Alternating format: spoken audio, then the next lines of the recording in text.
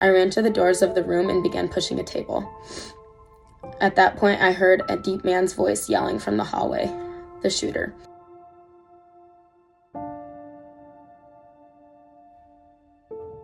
My first thought was that I'd play dead. This is what my mom always taught me. But then I thought to myself, he'd actually have to shoot someone first if I could play dead. So who was it going to be? Knowing myself and how I faced violence, I was going to defend as hard as I could.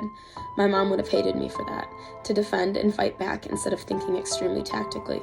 I again keep going back to that feeling of calmness. Nothing will ever compare to that. Why can't I ever feel that calm during the little things, like a big exam, a job interview, or a first date? I kept telling the people around me, I promise all of you we're going to be okay. I kept making that promise. I made that promise so many times after I was sure I heard the shooter outside the doors. I sat there still calm, planning on what I was going to do when the shooter entered.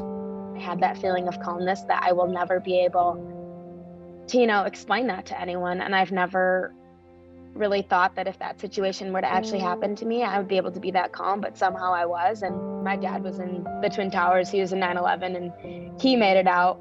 And I've heard his story so many times. And he also expresses still when he shares a story, that feeling of calmness and, like I'm going to be okay and I'm going to make it out of here. So I think that subconsciously, in the back of my head, I was thinking about my dad, like he stayed calm, he's going to be okay, he's going to make it out of here. So I think that was subconsciously, in the back of my mind too at the same time.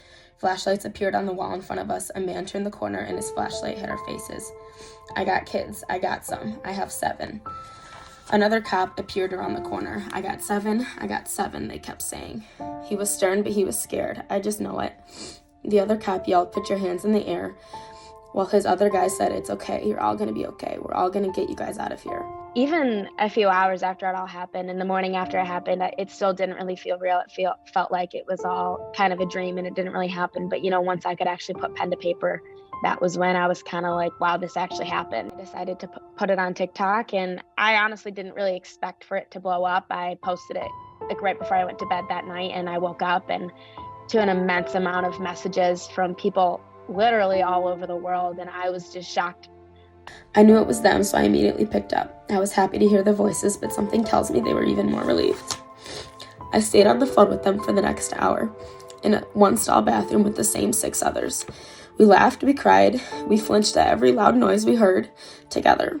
The only kind of sad thing about it is when I get messages from people that have said, I lived through a school shooting, or like I was in the Oxford shooting, or I was in Sandy Hook. It's kind of like, heartbreaking, and it, tugs at your heart that this is happening. It's happened. It's still happening. But the past 12 pages will never encapsulate the emotions behind it.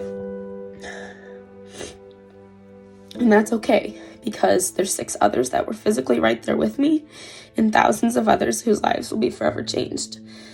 Yet we're all still right there, all together. I will not let an evil person take away from the place that I call home.